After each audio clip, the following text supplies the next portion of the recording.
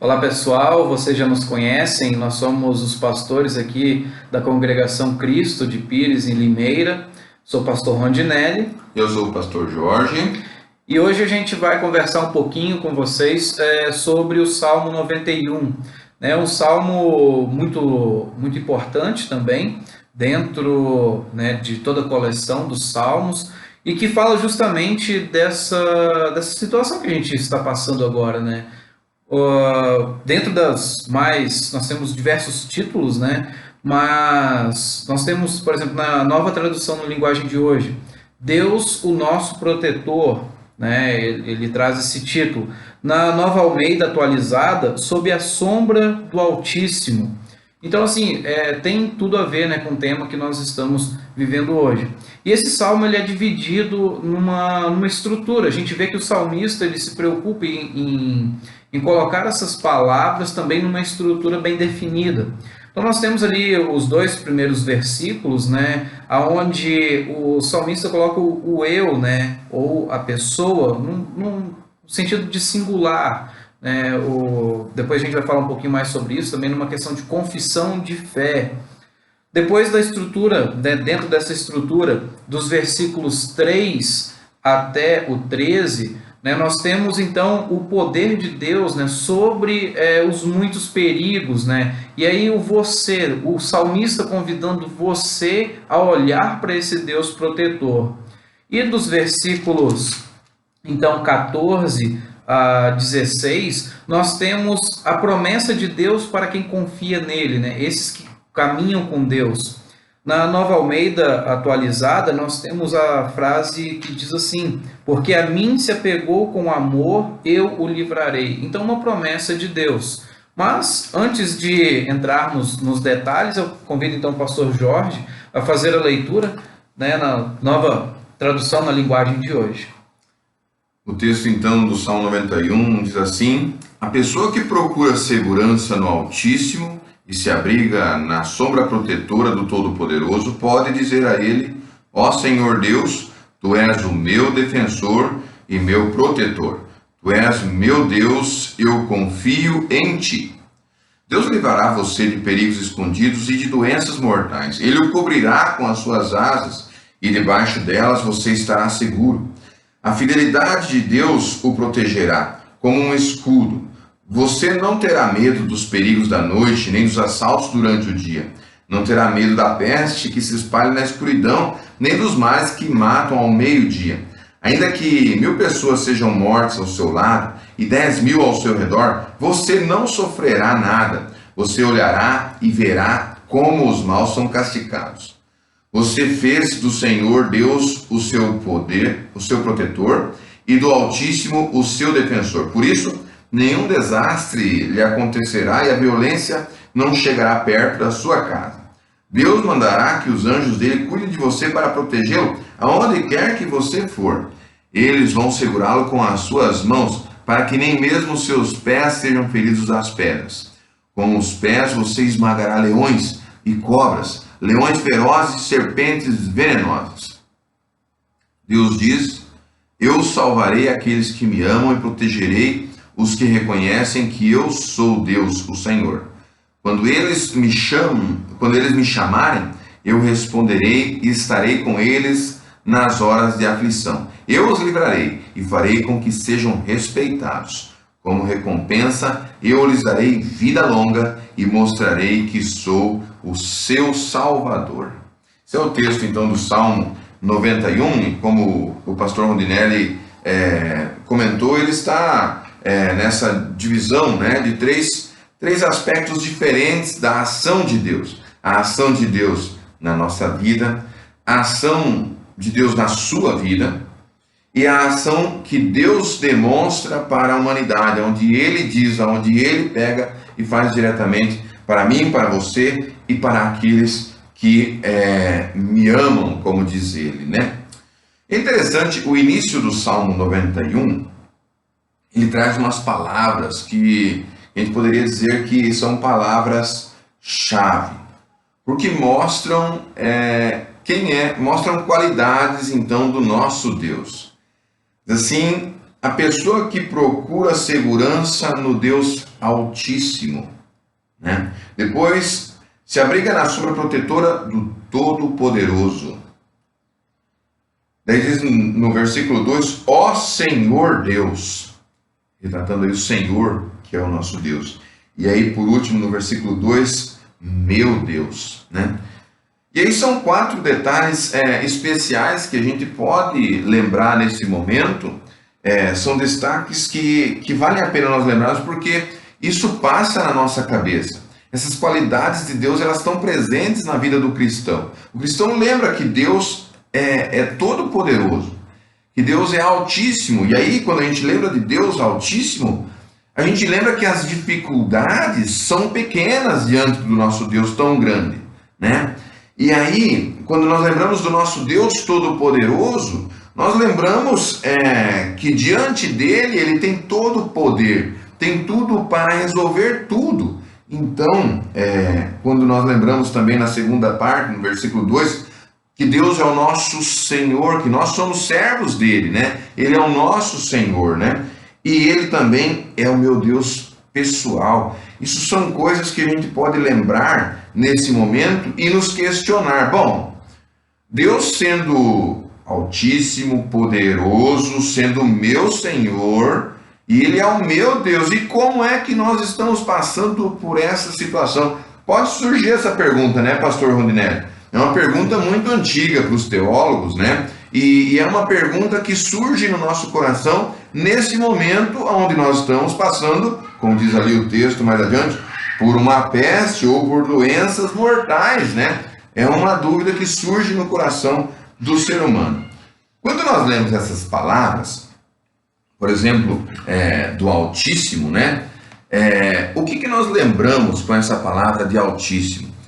Nós lembramos que Deus é aquele que reduz o seu inimigo a zero. É aquele que vence o seu inimigo e não dá chance para ele, né?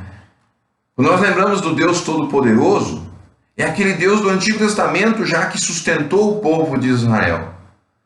É o Deus que também é um Deus Senhor, né?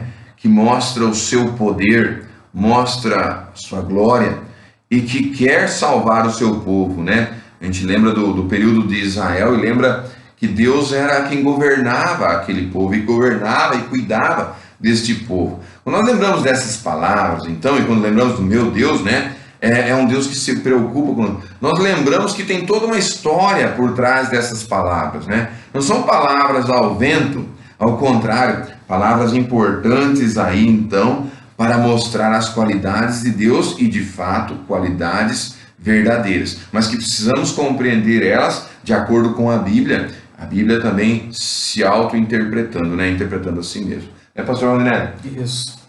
E dessa primeira parte também, né, a gente pode destacar a questão que a gente tinha conversado um pouquinho antes, né, da confissão de fé, né? É algo bem pessoal. O salmista, ele coloca o seu Deus, né, o meu Deus. Então, quando ele coloca esses atributos, né, a Nova Almeida, então, vai trazer também refúgio, fortaleza. Como o pastor Jorge já destacou, são palavras fortes, né? Palavras que o povo também naquela época reconhecia, né? Eles viam também nessas palavras essa segurança que todo esse contexto lhe traz, de confissão de fé. Eu não estou confessando qualquer coisa, não, eu estou confessando o Deus Altíssimo, aquele que é o meu protetor, aquele que é o meu defensor, ele é a minha fortaleza, é em quem eu confio, né? Essa primeira parte dessa confissão de fé. E na segunda parte, né, pastor Jorge, que é o você, né? Você, ele livrará você. Então, esse Deus em quem eu confio, o salmista também faz uma declaração, é como ele declarando ao povo, proclamando ao povo esses atributos também de Deus. Então é como se o povo estivesse ouvindo, olha, esse Deus em quem eu confio, você também pode confiar, né? É um Deus que não é um Deus somente particular, mas essa confissão de fé do salmista lança ou joga, faz com que essa fé seja também possível para todos na terra. É uma fé que é possível e está permitida, vamos dizer assim, é liberada para todos na terra. Confiar nesse Deus Altíssimo, Todo-Poderoso, que é Senhor e que é meu Deus, também é seu Deus. E como nós podemos então olhar para o texto do Salmo 91, sabendo que esse Deus que é meu Deus e que é seu Deus continua presente conosco? Quando nós lemos ali no texto, no versículo 3, diz assim, olha, ele vai te livrar das doenças mortais. E no versículo 6 ele diz assim, olha, você não terá medo da peste. Ou seja, como é que a gente consegue fazer a ligação com a nossa realidade, que nós estamos passando agora nesse momento, por causa desse coronavírus? Como é que nós podemos fazer a ligação desta realidade que nós temos no texto, um Deus que poderoso, altíssimo, Senhor de tudo, e que nós estamos enfrentando agora essa dificuldade? Como o nosso Deus Todo-Poderoso está conosco, se nós ainda estamos enfrentando? E a dúvida que pode surgir no nosso coração aí nesse momento é aquela dúvida de que, bom, se Deus é Todo-Poderoso, Altíssimo, e eu estou passando essas dificuldades, com certeza Ele já não deve estar mais presente ativamente na minha vida. Devo ter esquecido dele em algum momento, ou ele deve ter se esquecido de mim em algum momento. E isso é interessante, é muito importante aí a gente ver que a Bíblia, ela ajuda a gente a perceber como é que Deus vê essa situação e de que forma Deus interpreta isso aí, né, pastor André? Até porque é bem próprio da natureza humana, num momento de raiva, num momento difícil, a gente não olhar para as qualidades, né? A gente olhar justamente para aquelas coisas que a gente não considera como uma qualidade das pessoas. Você dá um exemplo, por exemplo, numa briga de casal, né? Uma briga de casal, os dois estão ali de repente discutindo, a gente sabe que isso existe, né? Nós somos seres humanos pecadores, isso acontece, né? Dentro também da vida de casado, e de repente o marido ele pode dizer, olha, esposa, mas você só deixa o arroz queimar, por exemplo, né? Destaca uma coisa, vamos dizer assim, uma não virtude daquela pessoa. E aí a esposa, para responder aquilo, ela vai dizer, mas também você só deixa a toalha em cima da cama, né, por exemplo. Então vai ter essas situações. É próprio do ser humano, num momento difícil, num momento de dúvida, num momento de raiva, onde os sentimentos afloram, você ter o destaque não daquilo que é qualidade. Mas a gente vê no Salmo, é bem diferente. Porque o salmista, no momento difícil, no momento de dificuldade, ele exalta as qualidades de Deus, né? E nisso, mostrando ao povo essa confiança, né? Que nesse Deus a gente pode confiar. Só que essa confiança não pode ser uma confiança distorcida, né? Porque até o próprio diabo ele utilizou isso, né, pastor? É verdade, né? Aí tem o texto de Mateus, né? Texto de Mateus 4, versículo 7, que é o mesmo texto, observem, hein, que é o mesmo texto, pode abrir lá Mateus 4, 7, e Salmo 91, 11 e 12.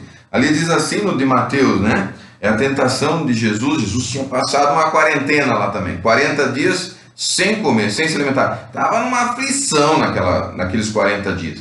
Estava numa aflição muito grande e o diabo chega lá, então diz assim, então disse, se você é filho de Deus, jogue-se daqui, pois as escrituras sagradas afirmam, Deus mandará que os seus anjos cuidem de você, eles vão segurá-lo com as suas mãos, para que nem mesmo os seus pés sejam feridos nas pedras. Versículo 6, né? E aí Jesus dá uma resposta maravilhosa no versículo 7 agora especialmente. Mas as escrituras sagradas também dizem, não ponha à prova o Senhor seu Deus, né? De fato, queridos amigos e que estão nos vendo nesse momento, com certeza nesse momento nós queríamos que Deus baixasse a mão e acabasse com esse vírus nesse momento.